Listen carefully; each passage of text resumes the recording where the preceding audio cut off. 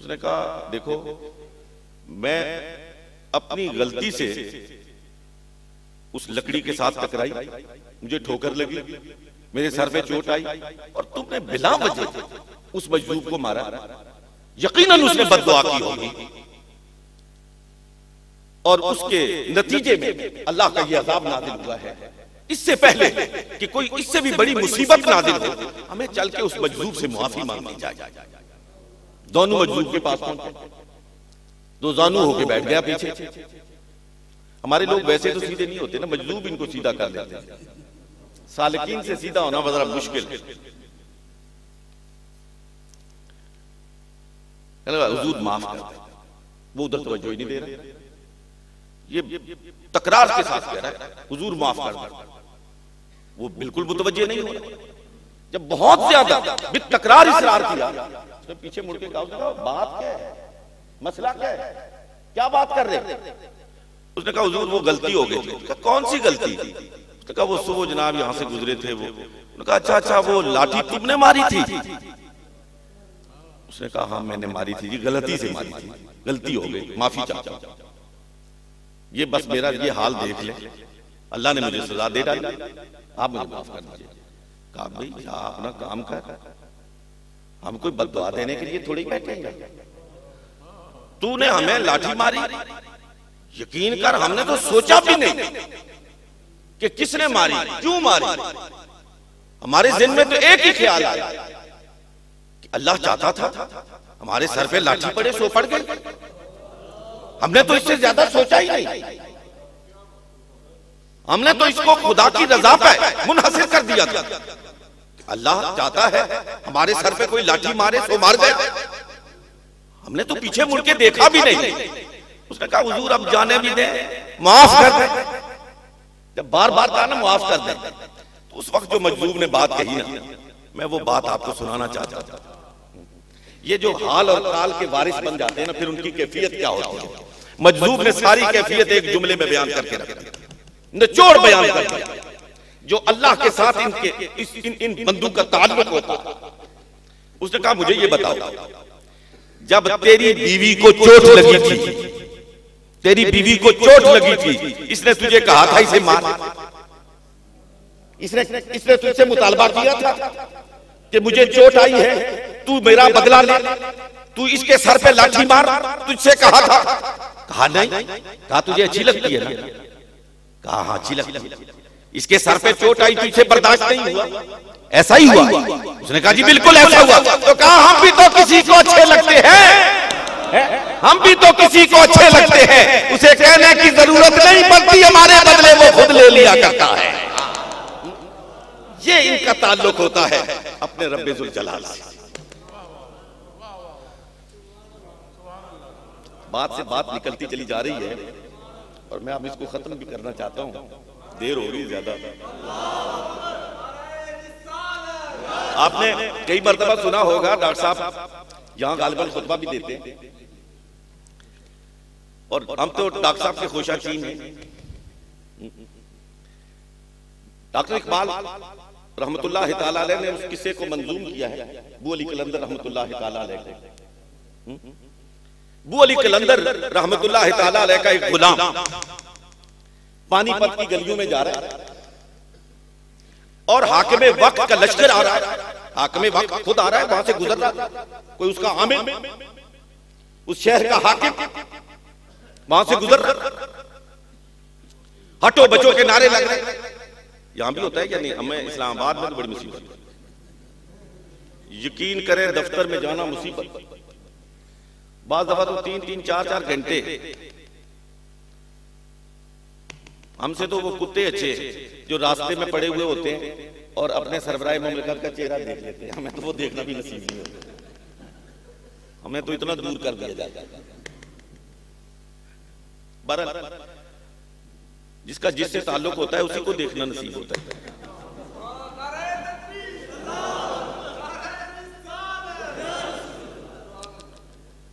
हटो बच्चों के नारे लग रहे थे। मैं डॉक्टर साहब को किसी मुसीबत में नहीं पड़ना था, वरना मैं इसमें कोई बात करता। लेकिन बहरहाल कुछ मौके ऐसे होते हैं, कुछ प्लेटफॉर्म ऐसे होते हैं, जुबान को लगाम देनी पड़ती है। यहाँ लाउड स्पीकर भी बंद।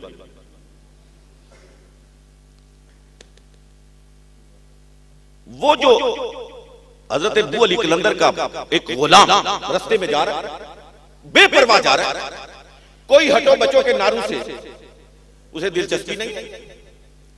वो चलते चलते ये जो बना है शाह का मसाइब फिरे है इतराता, वगरना शहर में गालिब की आबरू क्या है। ये शाह के जो मसाइब होते हैं ना, ये बड़े जालिम होते हैं। शाह के भी दुश्मन, अवाम के भी दुश्मन। अल्लाह इनसे बना दे। जोर से आमीन हो रहे हैं। वो उसने उसके सर पे जोरदार लाठी मारी कि तुझे आवाज नहीं आ रही है कि हाकिम मारा है और तू रास्ते में इतना बेपरवाह चल रहा है। उसके सर से खून फूट पड़ा। इकबाल ने इसको मंजूम किया पूरी नज्म है। लेकिन ये देखें, ये अल्लाह वालों की बात है। वो FIR कटवाने के लिए किसी थाने में नहीं गया, किसी रईस के पास नहीं गया, किसी रईस ज़ादे के पास नहीं गया, सीधा अबू अली कलंदर की बात कहा, हुजूर आपका ये खादिम अल्लाह की जमीन पर चल रहा था कि हाकिम शहर ने, हाकिम शहर के एक नौकर ने मेरे सर पर ये लाठी मार के मुझे जख्मी कर दिया। अबू अली कलंदर जज्बात में आ गया। अब देखिए क्या मकाम है सूफी का। लेकिन ये सूफी वो हैं जो काबे का तवाफ करते हैं, जो जियारत मदीने शरीफ की करते हैं, जो कसरे सदारत की जियारत नहीं करते, जो अपने जो पगड़ियां हैं ना उनसे मक्का और मदीने की गलियों में झाड़ू देते हैं। इनकी पगड़ियां ऐवाने सदर में रूठती हुई नजर नहीं आती है। अबू अली कलंदर को गुस्सा आया, अपने एक मोतमिद खास को बुलाया, कहा आगे आओ, कलम लो कागज लो। इकबाल लिखते हैं, कलम और कागज लेने का हुक्म दिया और कहा लिखो और बादशाह को लिखो, मेरी तरफ से लिखो कि बाज़गीर ई आमिले बदगौहरे, बाज़गीर ई आमिले बदगौहरे वरना बख्शम मुल्के तू बाती करे। इस अपने बदअमल आमिल को वापस बुला ले वरना हम तेरा मुल्क किसी और के सुपुर्द कर देंगे। यह है फकीर की शान, यह है फकीर का मकाम। बाज़गीर ई आमिले बदगौहरे वरना बख्शम मुल्के तू बाती करे। इस अपने बेअमल आमिल को वापस बुला ले वरना हम तेरी बादशाही किसी और के सुपुर्द कर देंगे।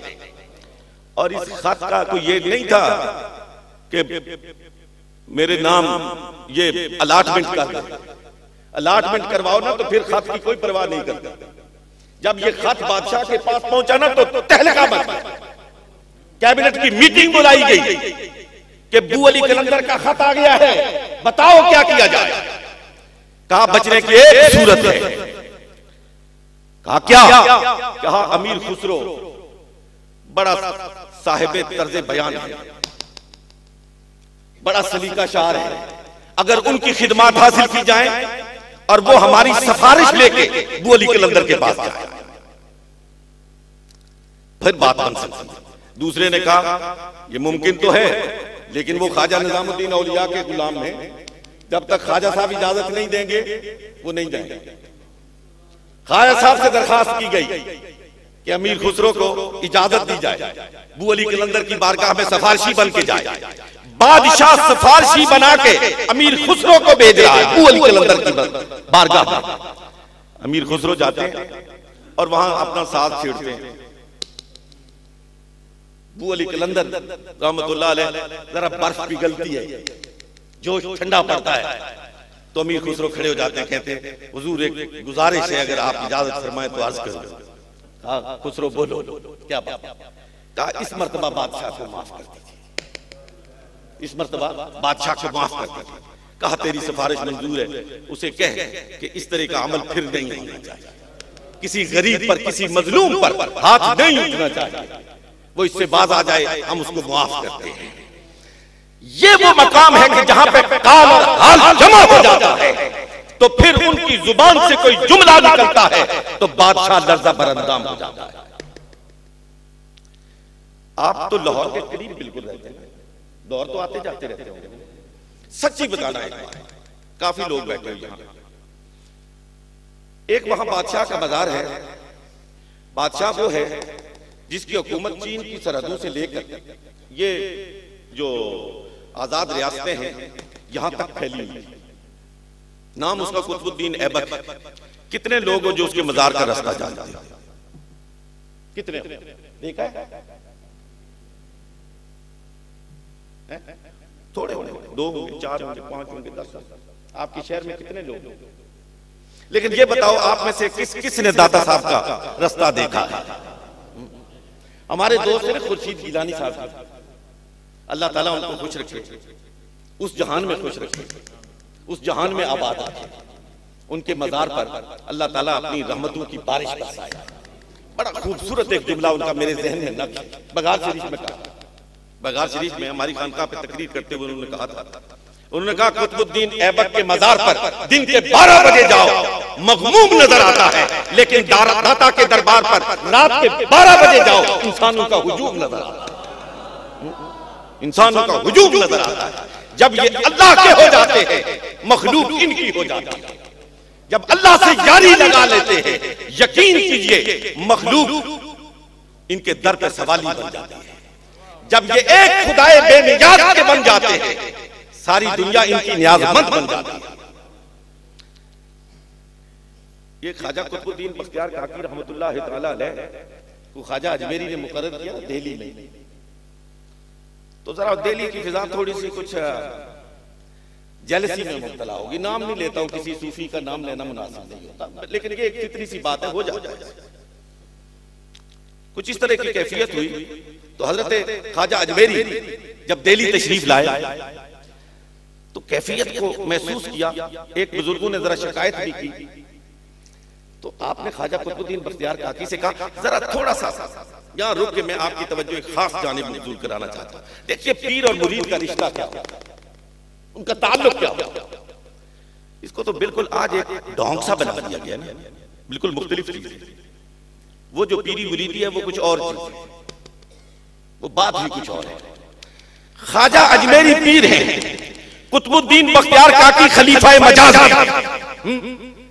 और ख्वाजा अजमेरी कुतुबुद्दीन बख्तियार काकी से फरमाते हैं, बाबा बख्तियार यार हमारे साथ अजमेर चलो, हम आपको अजमेर लिए चलते। बाबा उधर चल के तुम हमारी मसरत में बैठ गया, हम तुम्हारे सामने हाथ बांध के खड़े। ख्वाजा अजमेरी फरमाते हैं कुतुबुद्दीन बख्तियार काकी से, अपने खलीफा मजाज। और कुतुबुद्दीन बख्तियार काकी फरमाया हुजूर आपकी मसरत, आप इस जूतियों में बैठने की जगह मिल जाए तो यही तो शाही आखिरत है। हुजूर आप हुक्म तो फरमाए, क्या फरमाना चाहते हैं? फरमाया बाबा दिल्ली की फिजा मुझे कुछ मुकद्दर सी लगती है, यहां से चलना है और आज रात के पिछले पहर चलना है। मैं एक बात आपसे कहना चाहता हूं, इसको तारीख दावत व अजीमत में अबुल हसन अली नदवी ने बड़े खूबसूरत अल्फाज में नकल किया। रात का पिछला पहर है, पीर और मुरीद ने फैसला किया है, वहां कोई डंडोरची नहीं है। किस मुखबिर ने इतला दी? कहां से ये बात लीक हुई? किसने इस बात को घर घर पहुंचाया कि नमाज तहज्जुद की अदायगी के बाद जब पीर और मुरीद ख्वाजा बख्तियार काकी और हजरत ख्वाजा अजमेरी अपने घर की दहलीज से बाहर निकले तो सामने सुल्तान शमसुद्दीन इल्तुतमिश खड़ा था, बादशाह वक्त खड़ा था, पीछे पूरी काबीना खड़ी थी, उसके पीछे शहर दिल्ली उमड़ के आ गया था और एक ही सदा लगा रहा था, हुजूर बाबे को यहां से लेके ना जाए, हुजूर बाबे को यहां से लेके ना जाए। अब आगे आगे ख्वाजा अजमेरी है, पीछे पीछे ख्वाजा कुतुबुद्दीन बख्तियार काकी है और पीछे पीछे उनसे पीछे सुल्तान शमसुद्दीन इल्तुतमिश है, उनसे पीछे पूरी काबीना है, पीछे दिल्ली का शहर है। और अबुल हसन अली नदवी ने लिखा कि कैफियत ये थी कि दोनों बुजुर्गों के पांव से जो गर्द उठती थी बादशाह उसे हाथों में लेकर अपने चेहरे पे मल रहा था, काबीना उसे अपने हाथों पे उठा के अपने चेहरे पे मल रही थी और एक ही सदा लगा रही थी, हुजूर बाबे को यहां से लेके ना जाए, दिल्ली उजड़ जाएगा, बाबे को लेके ना जाए, दिल्ली उजड़ जाएगा। जब कुछ फासला तय हुआ ना तो ख्वाजा अजमेरी खड़े, पीछे मुड़ के देखा, दिल्ली वालों को रोते हुए देखा ना, तो फरमाया बाबा बख्तियार, यार लोगों को इतनी चीखों पुकार के साथ छोड़कर हम नहीं जा सकते, जाओ बाबा वहीं जाके बैठ जाए। ये पीर और मुरीद का ताल्लुक बड़ा अजीब ताल्लुक होता है। यहां तो ज्यादा नक्शबंदी है, वैसे चुप इसीलिए शादी हुई है। अगर पीर साहब का इज्तिमा होता, देखते क्या हाव होती, पता चल जाता कि कोई और सो रहा है। हम नक्शबंदियों पर हम पे जरा कुछ मुराकबा गालिब रहते हैं। मैंने कोशिश तो की कि कोई हा हू का मंजर पैदा हो, लेकिन आप बड़े माशाल्लाह पक्के सूफी है और नक्शबंदी सूफी है, कोई मुकर्रर आप पर असरअंदाज नहीं हो सकता है।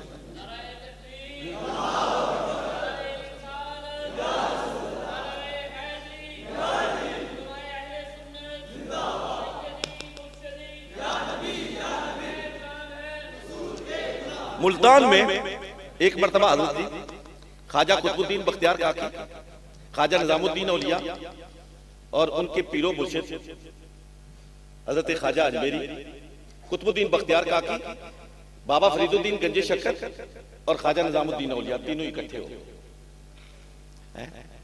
सब पीर मुरीद करते हो और पीरी मुरीदी करते हो। पीर के साथ ताल्लुक कैसा होता है? एक सिर्फ इस एक वाक़े पर जरा सा गहरी नजर डाला। हजरत ख्वाजा कुतुबुद्दीन बख्तियार काकी के मुरीद हैं हजरत बाबा फरीदुद्दीन गंजे शक्कर, बाबा फरीदुद्दीन गंजे शक्कर के मुरीद हैं ख्वाजा निजामुद्दीन औलिया, तीनों इकट्ठे हैं एक मजलिस में। उस दिन मुल्तान की क्या कैफियत है यार? एक सूरज की रोशनी को आदमी संभाल नहीं सकता, देख नहीं सकता, आंखें चुंधी आ जाती, और जहां बैक वक्त 3 सूरज तलू, उस वक्त वहां मुल्तान में रोशनी का आलम क्या हुआ होगा? 3 सूरज पूरी तरह जगमगा रहा। हजरत बाबा फरीदुद्दीन गंजे शक्कर की मोहब्बत जोश मारती है, तो ख्वाजा निजामुद्दीन औलिया को मुखातिब किया, कहा निजामुद्दीन उठो और बाबा जी के कदम पकड़, यानी कुतुबुद्दीन बख्तियार काकी रहमतुल्लाह अलैह। नक्शबंदियों जरा सुनो, ख्वाजा निजामुद्दीन उठते हैं और हजरत बाबा फरीदुद्दीन गंजे शक्कर के अपने मुर्शिद के कदम पकड़ लेते हैं। आपने फरमाया निजामुद्दीन मेरे नहीं, मैं हजरत बाबा जी के कदम पकड़ने के लिए कह रहा हूं। आप फिर उठते हैं, फिर आपके कदम पकड़ लेते हैं। तीसरी मर्तबा फिर कहा, फिर उन्होंने ऐसे ही किया। जब चौथी मर्तबा कहा ना, तो ख्वाजा निजामुद्दीन औलिया रहमतुल्लाह अलैह हाथ जोड़ के खड़े हो गए, हाथ बांध लिए, कहा कसम है रब्बे जुल जलाल, हुजूर मुझे आपके कदमों के सिवा और कोई कदम नजर ही नहीं आता है, मुझे आप ही के कदम हर तरफ नजर आ रहा, आपके कदमों के सिवा कोई कदम नजर नहीं आता। सूफियों की बात हो रही है, मैं सिर्फ एक बात कि इनका मनहज तालीम और तरबियत क्या होता है, एक बात कह के बात को खत्म करता हूं, आपका ज्यादा वक्त नहीं लेता। एक ईरानी निजात आलिम हिंदुस्तान आया, उसका मशगला था कि जहां उलमा की मजलिस होती वहां पहुंच जाता और कोई ऐसा मसला छेड़ता कि उलमा बहस में मुबासे में उलझ जाते, कोई जवाब न दे पाते, वो इसमें बड़ा खुश होता और फरहा और नाज़ा वहां से चल पड़ता। उसका मशगला था। किसी साहिबे नजर ने उससे कहा, यार तू हर जगह उलमा के मजलिस में जाता है और उलमा को इस कैफियत में मुब्तला देखकर खुश होता है, मुझे तेरा मशवरा है कभी तेरा पाकपतन जाना होगा तो वहां एक मर्द कलंदर रहता है, वहां एक मर्द खत आगाह रहता है, बाबा फरीदुद्दीन नाम है, उनकी खिदमत में जरा हाजिर मिलते चले जाना, वहां भी कोई मसला पूछ ले। फिरता फिराता पाकपतन पहुंचा। जिस वक्त आपकी बारगाह में पहुंचा ना, उस वक्त मजलिस लगी थी, ख्वाजा निजामुद्दीन औलिया भी मौजूद थे। उसने अपनी आदत के मुताबिक फिर वहां एक मसला छेड़ा। अभी मसला बयान किया था, हजरत बाबा फरीदुद्दीन गंजे शक्कर अभी मुतवज्जे ही नहीं हुए थे कि ख्वाजा निजामुद्दीन औलिया खड़े हो गए और कहा, किससे क्या मसला पूछते? ये मसला तुम हजरत से पूछते हो, हम किस लिए? मैं इसका जवाब देता हूं, सुनो। और उस पर एक तकरीर करनी शुरू कर। और तकरीर क्या थी? समुंदर मौजूद था, तलातुम खेज मौजें थी, और एक एक मौज की नजर हो रहा था तो ईरानी ने याद आने, नजरें झुक रही थी, शर्मिंदा था, नादिम था। जब बात खत्म हुई, उसी शर्मिंदगी की कैफियत में उठ के मजलिस से चला गया। बस उसका निकलना था। हजरत बाबा फरीदुद्दीन गंज शकर ने नजर उठाई और फरमाया, निजामुद्दीन, अब ये देखिए, इसको कहते हैं सूफी, इसको कहते हैं सूफियों का मनहज तालीम और तरबियत। फरमाया, निजामुद्दीन, हमारी बारगाह में जो आता है उसकी खुदी को कमाल तक पहुंचाया जाता है, उसकी खुदी को पामाल नहीं किया जाता। हमारी बारगाह में आने वाला नजरें झुका के नहीं, नजरें उठा के जाया करता है। तूने ये क्या किया? इस सवाल का जवाब हम नहीं दे सकते थे। हमारी इजाजत के बगैर तू क्यों खड़ा हुआ? निजामुद्दीन औलिया कांपना शुरू हो गए, कांपना शुरू हो गए। कहा, हुजूर माफी चाहता हूं। फरमाया, नहीं माफ करूंगा तुझे उस वक्त तक जब तक के उस ईरानी आलिम को जाके तू मना के नहीं जाए, उससे माफी मांग। जब तक वो तुझे माफ नहीं करेगा, फरीदुद्दीन तुझे माफ नहीं करेगा। अब निजामुद्दीन औलिया पाकपतन की गलियों में उस ईरानी आलिम को ढूंढते फिरते, एक एक घर में दस्तक देते देते देते ढूंढते ढूंढते उस मकान पर पहुंचे। मालूम हुआ यहां पे है। दस्तक दी, अंदर से एक बच्चा आया। उससे कहा, तुम्हारे यहां कोई ईरानी आलिम ठहरा है? कहा, हाँ, एक मेहमान है। फरमाया, जाके उससे कहो कि निजामुद्दीन तुमसे मिलने के लिए आया है, मुलाकात चाहता है। उसने जाके अंदर पैगाम दिया, वो घबरा गया। उसने कहा, पहले वहां बेइज्जत किया, अब ढूंढता ढूंढता यहां पहुंच गया, अब और मुसीबत आई। उसने हमारा मौलवी समझा था। कांपता कांपता बाहर आया, दरवाजे पे आया ना, अल्लाह अकबर। जूं दरवाजे की दहलीज पे पहुंचा, हजरत ख्वाजा निजामुद्दीन औलिया उसके कदमों में गिर पड़े। कहा, मौलाना मुझे माफ कर दो, तू नाराज हो गया, मेरा शेख नाराज हो गया। जब तक तू राजी नहीं होगा, मेरा शेख राजी नहीं होगा। मैं तुझसे माफी चाहता हूं। बस ये कैफियत देखी ना, तो ईरानी नजात आलिम तड़प के गिर पड़ा और कहा, कसम है रब्बे जुल जलाल की, पूरे हिंदुस्तान का चक्कर लगाया, जिस सवाल का जवाब नहीं मिला, बाबे ने उसका जवाब न देकर जवाब दे दिया, जवाब दे दिया। चलो मुझे बाबे के पास लेके चलो।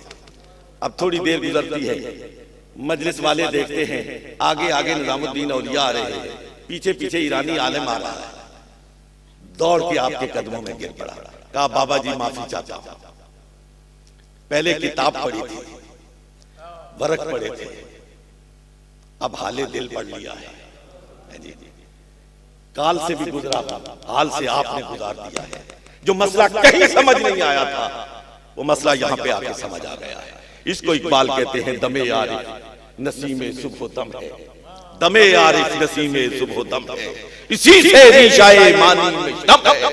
अगर कोई शुएब आए मुयस्सर, शबानी से कलीमी दो कदम है। व आखिर दावाना अल्हम्दुलिल्लाह।